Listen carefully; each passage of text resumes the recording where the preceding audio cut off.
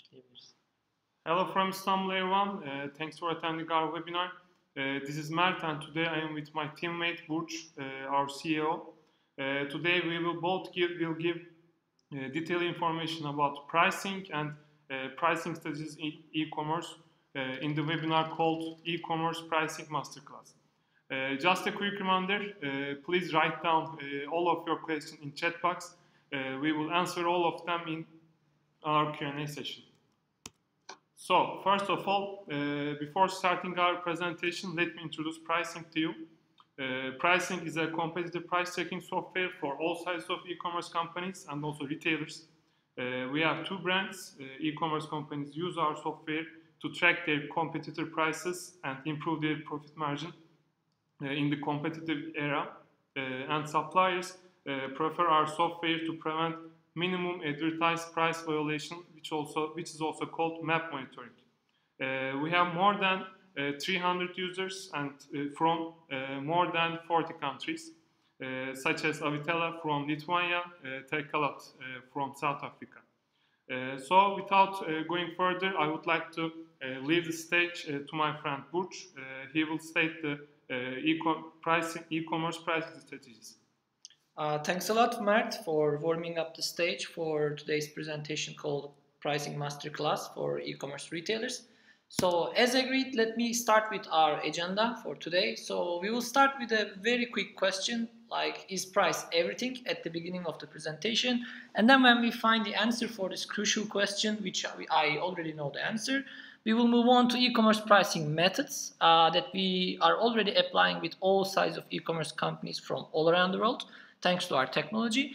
And afterwards, we will kind of melt all these pricing strategies that I will go through in a single pot, and then we will bring the discussion to what we call smart competitive pricing. So let's start with the questions. So let's ask, is price everything? So guys, I know that it's not necessarily everything all the time, okay? But we have 90% of online shoppers compare online product prices across shops for 10 minutes on average before buying. So I mean 90% of online shoppers that you are targeting are hardcore deal hunters. So they will be dedicating their hard-earned time, 10 minutes, maybe 20 minutes, 30 minutes to find a cheaper option than your price. So in that case, we can say that price is quite crucial. Another reason why we can say that price is everything is that 60% of those online shoppers name pricing as their most crucial purchasing criteria. So they regard the price points of your products as the almost single most decision criteria before buying that product. So which means that if they find the product cheaper elsewhere, they will not be purchasing it from your shop, but they will rather prefer the competitor's product. So 60% of your shoppers really care about prices, so you should better do that as well. And another reason why we can say that pricing is really crucial, or it's almost everything, is that 20% of online traffic and your sales actually is coming from CPC campaigns that you are running on major price comparison engines like Google Shopping, or you name it. In your country, you might have a local price comparison engine where you are spending money on every single click that you generate by being the cheapest in the market, because those shopping engines are listing prices one by one from minimum to maximum, so you better be the minimum because you will be listed on top if you are the minimum price. And 20% of 20% of online traffic is just coming from this price comparison engines. So 20% of your shoppers are actually also deal hunters by nature, because they are preferring to buy the products from those shopping engines. So 90%, as I mentioned, 90% of your shoppers are deal hunters. So you should be better prepared for such hunters shopping on your store. So you should really polish up your pricing strategy. And 60% of your online shoppers really care about prices. So you should better do that as well. And 20% of your, let's say, marketing lead generation is, by nature coming from price comparison engines, so that you should also really polish up your pricing strategy. So as we now have an answer for this question, is price everything, which is, yes, it is everything almost, we can now move on to e-commerce pricing methods, which will really help us to polish up our pricing strategy so that we can win all those deal hunters, or 60% of the shoppers that really consider pricing as the single most criteria. So the pricing methods that I will go through are cost-based pricing, market-oriented pricing, consumer-oriented pricing, and also psychological pricing as kind of an extra of consumer-oriented pricing. And now I will start with this, most simplistic approach called cost-based pricing. Well, I say most simplistic, but when we try to really find an answer for what cost is in e-commerce, things don't really get that simple, because when we try to calculate the unit cost for a product, we often end up by saying that, okay, I have this unit purchasing price that I paid to my supplier on a unit level, and then I have this target profit margin. So when I just add these two into one, I will have this cost-based pricing that I will charge for my products. But then you will be kind of ignoring all other associated costs for your store, because you spend also marketing money to sell that product, so to sell that particular product, actually, that can be overheaded even at unit level. Or you have, operational costs. You are running a business, so you have employees, you have, I don't know, rent to pay, and you also have, different kinds of costs, like miscellaneous costs, like inventory costing and blah blah. Cost much better than me. So your business really has a lot of costs. So if you calculate the cost of your product by only saying that unit purchasing price plus target profit margin, you will be actually miscalculating your costs. So this is one of the mistakes that you can make. So you shouldn't just miscalculate the cost by saying that it's only your unit purchasing price.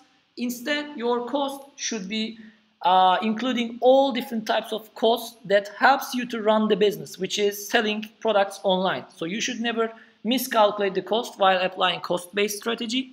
And two other potential mistakes in applying cost-based pricing is that you can be undervaluing your products, because unless you really have enough insights from the market, so unless you really try to figure out your right profit margin by taking a look at the market, you might find a really low profit margin. So when you add that profit margin on top of your unit cost, you might end up with a really low figure. It can be cheapest in the market, okay, but then you can be too cheap, so you can really have really tight profit margins where you could have otherwise increased. And another perspective is actually doing the same thing in the opposite direction. So you can really, again, calculate the costs well, but then you can really have almost a stupid profit margin expectation. So you can add a really high profit margin on top of your costs, but you might be competing in a really harsh price competitive market. So if you really just come up with a profit margin that is way higher than your competitors, you can totally lose your competitiveness. So literally you can screw up. So cost-based pricing is actually the essence of all pricing strategies, because that really signals profitability. So we should all know what cost-based pricing is, which is calculating our unit cost correctly by knowing that it doesn't contain only the unit purchasing price, but it contains marketing costs, operational costs, and all different types of costs. But then finding the target profit margin is not coming from an isolation from your market, but instead it's coming from market orientation, which brings us to our second pricing strategy called market-oriented pricing. And in this strategy, we should really have open eyes, really gazing through the market, because unless we know the prices in our market, we will be basically isolating ourselves, and we will fall into the trap of undervaluing our products or losing our competitiveness. So we should actually have the market orientation hand in hand with cost-based pricing. And here, taking a look at the market for your thousands of products or maybe tens of competitors is not a really straightforward task. You will need an army of people to do that manually. So in this fight, let's say, if you need an army, you better need tools to automate that instead of hiring an army of people. And here, automated competitor price tracking softwares like our lovely pricing can be of help, because we already automate competitor price tracking processes for, as Mert mentioned at the beginning, for companies from more than 40 countries, and they are varying in all sizes, because thanks to our fully automated solution, we can deliver our automation for really affordable monthly fees per month. So if you really want to get correct insights from the market, and fresh insights actually, so we update the data 4 times a day, for example. So if you really want to stay up to date versus your market competition, you better get equipped with an automated competitor price tracking software like pricing, so that you can really orient yourself in the market with correct cost-based pricing and market-oriented pricing. The other thing about the market-oriented pricing is actually knowing your unique selling proposition. So you should really know what kind of unique selling propositions does your market require. And when we ask this question, we actually focus on the market, and then we end up by seeing the fact that consumer is king. So we also need to have consumer orientation as we have market orientation. So consumer-oriented pricing is the third pricing strategy that I'm going to introduce. And before actually finding the right tone of pricing regarding the consumers, we need to answer two specific questions. The first one is, as I mentioned already, is finding out our unique selling proposition. So this USP stands out for unique selling proposition. So we should really be honest to ourselves and ask the questions like, what am I really retailing? So what am I really selling to these online shoppers? Is this some kind of a commodity that they can be, browsing, through tens of or maybe hundreds of options online? So am I selling, for example, iPhone, or am I really selling a premium product that cannot be found elsewhere easily? So this will really help us to understand our unique selling proposition, and this will really help us to figure out our competitive strategy. And the second question is really understanding our customers. So we should answer who really are our customers. And by asking this question, we should be always in line with our answer at the first question, so our unique selling proposition, because our customers can be two-sided. So they can either be deal hunters, as I mentioned at the beginning, or they can be, someone after a premium deal. So in premium, I mean, they might be looking for a product that cannot be found elsewhere, and they might be ready to pay a premium, which means high profit margins for your product, which can be only found in businesses where the unique selling proposition is really unique. So they really have a unique selling proposition. So you are selling a product, and the customer cannot really Google for the product and find tens of options online. But if it's an iPhone, so if you are a consumer electronics retailer, for example, if a consumer Googles one of your top products, they will end up with tons of options. So in that case, you are dealing with deal hunters, literally. But if you are lucky enough to crave out your niche in the industry, you might have a real unique selling proposition. So you can really say that, okay, you are dealing with a premium business. And on top of that answer, you can then come up with the right profit margin. So you will be basically applying the cost-based pricing, but by orienting yourself towards the consumers, you will be able to find the right tone of your profit margin. So if it's for premiums, you can set up high profit margins, but if you are dealing with deal hunters, you need to come up with almost tight profit margins, to be honest. And consumer brings us to also another aspect in pricing, which is psychology. Consumer psychology is a really popular buzzword in economics, and we also didn't want to lose the wave of it, so we also wanted to ride on that.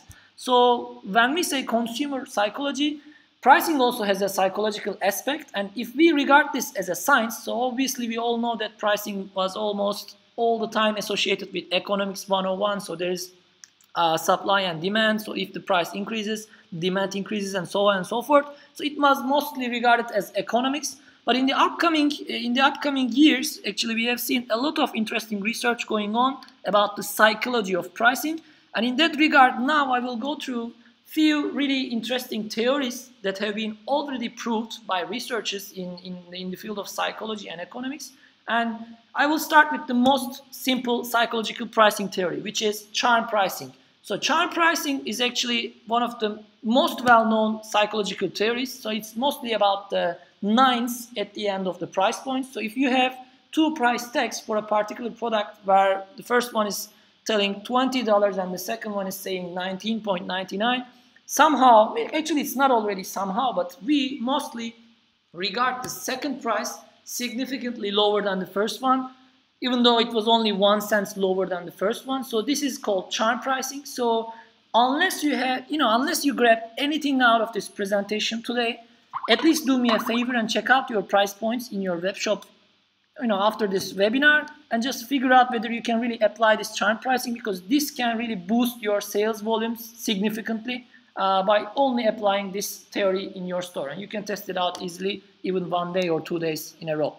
The second theory is not that straightforward, actually, and I will go through two sides of this theory. So the first side is 2A, is the first side, and it's rational pricing. And in rational pricing, we kind of need to figure out what kind of products we are retailing. So if we are retailing this kind of product, as you see here, for example, an HP desktop computer, we mostly really focus on the specifications of this type of product while we are purchasing. So if we are, for example, on Amazon, we really try to read everything about this product, its storage, its, I don't know what, its energy consumption, blah, blah, blah. So we really go through all the material, all the aspects of the product, and we really put our IQ into consideration here. So we really use a lot of kind of our minds. So we really try to be as smart as possible in this moment of purchase. So when it comes to price, we also want to kind of same respect. So when we see a price tag for this product, we also want to be regarded with a smart calculation. So here, for example, for price tag A, we see 375.18 cents, but it's versus 375, a dull price point with no, calculation signification, let's say. In the price A, for example, you can see that the retailer might have calculated something, so they are really being serious with us. But in price tag B, somehow, the retailer is not really taking us serious, whereas we are really focusing on a serious product. So let me cut it short. In such cases, our mind really prefers this first price point because it looks more calculated, to be honest. It might look a little tricky, or it might be almost tricking our minds, but believe me that if we are using our ration, if we are losing our mind while making a purchase, we really prefer this type of calculated price points. And the other side of this theory is actually emotional pricing, and it's actually valid for products where we make the decision through our emotions rather than our ration at the beginning, compared to the first example with the HP desktop computer. And in this case, we have a really lovely pillow, as you see here. I really love the bird on top of it. Maybe Mert has already loved it. I wish we had one of these in our office, but unfortunately we don't. But anyways, so in this product, as you have just heard me, I'm not thinking about its, textile. It's not about the specifications of the product, but it's just about love. It's about just the comfort. It's all about this fancy stuff, fancy feelings and all. So it's about emotions, right? So in this case, we don't really want to be shown a price point that really requires our IQ. We don't really want to calculate the grammage of this product. We don't really want to, find the meter square of this textile. We don't need to know the cost and blah, blah, blah. We just want to see a dull price. And if we love the product, we just want to buy it right away. And in such cases, our mind strangely prefers the second type of price points, which is 62 instead of 61.73. So we really want to be regarded as a dummy, to be honest. So we really want to be regarded as stupid as possible because we are already convinced in the design or in the emotional aspects of the product. So the third theory is maybe more straightforward or less straightforward depending on your taste. So it's about smaller fonts. So somehow, again, strangely, I know all those theories are strange, but this is also quite strange, to be honest. So in cases where we have smaller fonts for price points, our mind also strangely regards that price tag as a smaller price tag. So for example, in this particular case, we have the smaller price tag figured out as smaller. And this theory actually applies best when you use really huge anchor prices. And in anchor prices, I mean the price points that you have had a discount from. For example, let's say the original price for this product was $60 and you had a discount and brought it back to $49.99. So if you use a huge font for $60 on the left-hand side of the corner of the price tag, and if you really use a huge font for it, and if you use a strike on top of it, and then if you use a small actual price font, it really works significantly better than just using the smaller font. So try to use a huge anchor price, your original price, strike that out, and use a really small price point for the actual price. That will really give you the optimum conversion. And the fourth psychological pricing theory is the least straightforward one and the most controversial one. And in all those webinars, in all those presentations, I always have objections to this theory. Somehow nobody believes me, but believe me that all those theories that I went through have proved theories. So they have been published in significant academic journals. So after this webinar, maybe Mert or me can also share the PDFs, shared the academic PDF, shared academic articles explaining these theories with really dedicated research, with enough population, enough sample sizes. So this theory is about using syllables in the price points, and here it says that if you use less syllables in prices, it also means less in a way. So let's take a look at these two examples. So in the first one we have a price tag with 27.82, and in the second one we have 28.16. So as you have already noticed, I pronounced the second one way faster because it has less syllables. So it's 28.16 versus 27.82. So somehow, as I just pronounced it with less syllables, as I pronounced it easier, our mind regards that price point smaller. I know that none of you kind of read the price tag out of their mind, out of their mouth, but still our mind somehow goes through this price tags and reads them out loud in itself maybe, and then it figures out that this second price tag with less syllables is really less. So after these pricing strategies, we can now come to the sweet spot, which is smart competitive pricing. So as I mentioned, while I was going through the 3 pricing strategies, or let's say 4, because we can also include psychological pricing as a pricing strategy maybe, I mentioned at the beginning that these strategies are not necessarily separate strategies. So you can really combine, or you can really use all of them in hand.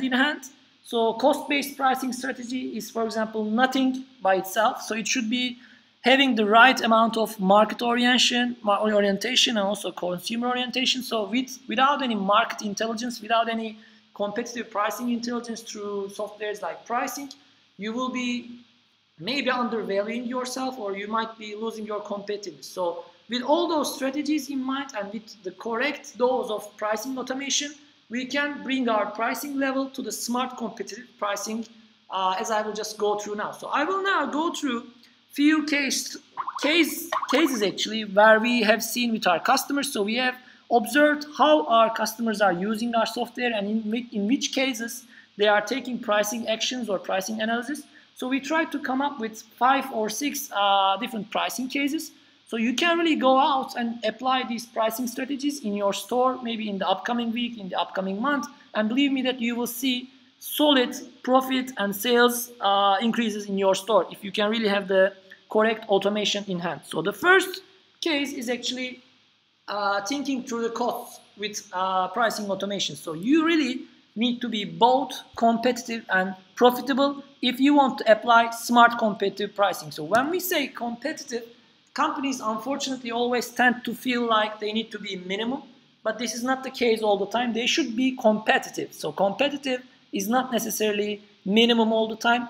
We should never give up on being profitable for being competitive, because if we are profitable, we are making loss out of each sale, and actually not selling a product while you are making a loss is much better. So you should be both competitive and profitable, and you should not always apply discounts as a reflex. So when you figure out, for example, cheaper competitor, you shouldn't always feel like you need to discount and you need to go under that competitor. For example, let's take a look at this particular case. So here we have a product where we have, by the way, this is a screenshot from our software. So as you see, we are listing all the price points from minimum to maximum. Some of you might be already users or free trial users, so they should know this screenshot by heart. But if you have never seen it, this can be a good glimpse of our software. So here we have a lot of competitors that are under our price point, and we are the highest in the market, which you can see here easily. So here we shouldn't feel like we should right away cut down our price point to $35, for example, because it will mean that we need to cut down our price point for 50%, and we might be making loss if we make that discount. So here, with using the smart competitive pricing, we shouldn't always change our prices, but we should really sit down and think through our costs, because seeing cheaper competitors might also signify that their costs might be cheaper than us. So then maybe your category management team or your purchasing department should have a better work. So this should make you feel that your cost should be lowered in the next negotiation with the particular supplier of this product. So here we shouldn't cut down our price point right away, but our purchasing department or our category management department needs to work on cost reduction for this particular brand or product. So smart competitive pricing also includes identifying the right cases when you really need to cut down your unit purchasing prices from a supplier, for example. The second case is being competitive, and also it includes price increases. So maybe they are kind of not going well hand in hand in your mind, because when I always say competitive, you might still feel like you need to cut down your prices, you need to decrease your prices. But in smart competitive pricing, it's not necessarily always the case. So here, you might sometimes find out that your prices are way too cheap. So you somehow isolated yourself from the market. You kind of undervalued yourself, as I mentioned at the beginning, and you might have ended up price points like this as you see here. So your next cheapest competitor is $40, for example, and you have a price point about $36. Okay, you are cheapest, so you might be really enjoying that in your sales figures and everything, but what if you increase your prices for $4? In that case, your consumers will still stick to you, probably because you will be getting all the benefits out of being the cheapest. You know, you will still be the cheapest in the market, but then you will have $4 more for out of every single sale you make. Probably you won't be losing that much of sales figures, number of products to be sold by increasing this price for $4, but out of every sale you will be making $4 more. So smart competitive pricing is a really painkiller, actually a profit saver, a profit lifter in this particular case, because you can really figure out products where you are unnecessarily cheap. The other case is also including the stock availability. So competitive game is not only a pricing race, so it also includes knowing the stock availabilities of your competitors. And here by stock availability, I don't really mean that inventory levels. So you don't necessarily need to know how many iPhones left in your competitors' inventory, but you can also know whether they have this product in stock or out of stock. And the biggest profit margin lift opportunity actually can come when a highly demanded and a price competitive product, for example iPhone 8 in the upcoming months, goes out of stock at competitors. So let's take a look at this case. For example, here we have the cheapest price. Okay, it's again great if we already have profits out of this, but if you see here at the stock part, with pricing, we are also able to monitor stock availabilities both at our website and also on competitors. So here there are 3 retailers retailing this product, selling this product, and we have the cheapest price, but the other 2 options are already out of stock. So if a online shopper visits these 3 price points, visits these 3 websites, okay, we will be the cheapest, they will still prefer us, but then we should know that we are the only option for this shopper to find this product, to buy this product. So we kind of have the upper hand. So we can be the smart ass and we can really increase our price point almost as much as we want, because if that purchasing person, if that shopper really wants to buy that product, they will be paying whatever amount we charge for, because otherwise they won't be able to buy that product. So here we again have a price increase opportunity in the smart competitive pricing strategy by knowing the stock availabilities of our competitors. Another analysis, actually, another action to be taken out of this smart competitive pricing game is actually adjusting your marketing budget in a smarter way. So let's say you are spending marketing budget for almost all of your products. You should notice that some of those products are performing well on paid channels, but some of them are really not performing well, or to be honest, they might even suck in the paid markets. And one of the most significant reasons to observe that is actually pricing, to be honest. So in some products, you will not have the right pricing position. So let's say you are spending money for a product on Google Shopping and your price point really sucks. So you have no chance to convert, you have no chance to convince a person to buy the product from your store, because he or she can find the same product 10 times cheaper or maybe way cheaper than your offer. So in that case, the money that you spend for that click, for that online shopper through Google Shopping, just goes out to trash can.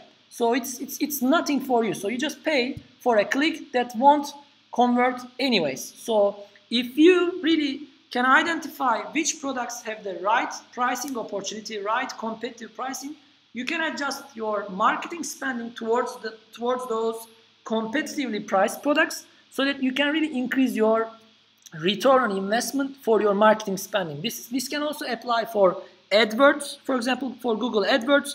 If you have the pricing opportunity, pricing advantage for particular brands, you should really focus on spending AdWords money on those brands instead of the brands where you have the higher prices. And another thing is actually really being competitive in terms of historical trends. So by taking a look at a smart competitive pricing strategy, smart competitive pricing tool, you can spot historical price trends at competitors. So you can even spot things like they are making a particular discount on a particular brand on every Saturday morning, for example. And if you spot this kind of pricing trends at your competitors, you can react to them right away and you can kind of break their game and you can gain the game yourself. So thanks to this dashboard we offer, we show companies the historical prices of their products, their brands and their categories. So by taking a look at these charts, historical charts, they can spot the historical trends in their competitors. So then they can understand that this might be a marketing strategy at a particular competitor, like I just mentioned. So on Saturday mornings, they might be offering special discounts on particular brands. So when you spot this, you can really react and you can really gain your market share, regain your market share for that particular brand.